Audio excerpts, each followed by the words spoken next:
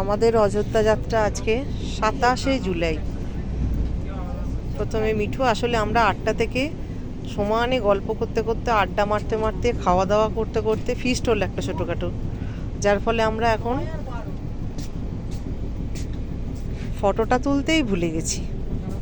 ঘুমিয়ে পড়ার পর মনে হয়েছে এবার ফটো তোলা উচিত। মিঠু, কেমন লাগছে? আড্ডাটা কেমন হলো? দারুণ আড্ডা হয়েছে, পুরো মানে একদম দিদিদের সাথে বলতে স্কুলের দিদিদের সাথে আছি।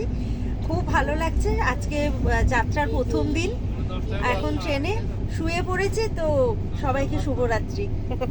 Thank you. তুমিও শুভরাত্রি জানিয়ে দাও। ভীষণ ভীষণ আনন্দ করলাম। প্রথম কয়েক ঘন্টায় একবারে দারুণ কাটলো, আড্ডায়, মজায়, খাওয়ায়। বাহ বাহ, এবার ঘুমের পালা। কল্পনা দি Good দারুণ night. ফিডব্যাক। আচ্ছা রাধা দি, কেমন কাটলো? সুন্দর কেটেছে আজকে সন্ধ্যাটা।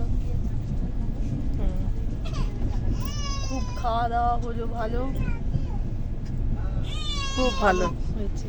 ঝুমা দি, আমি আর কি বলবো, সবাই বলে দিয়েছে, কিন্তু তাও বললাম। যাত্রার সূচনা খুব ভালো হয়েছে। খাওয়া দাওয়া, গল্প, আড্ডা। 7টায় বড়ঘড়ির তলায় বসে থেকে আমাদের আড্ডা শুরু হয়ে গেছিল। এখন আড্ডা খাওয়া শেষ করে আমরা এখন নিদ্রা দিতে যাচ্ছি।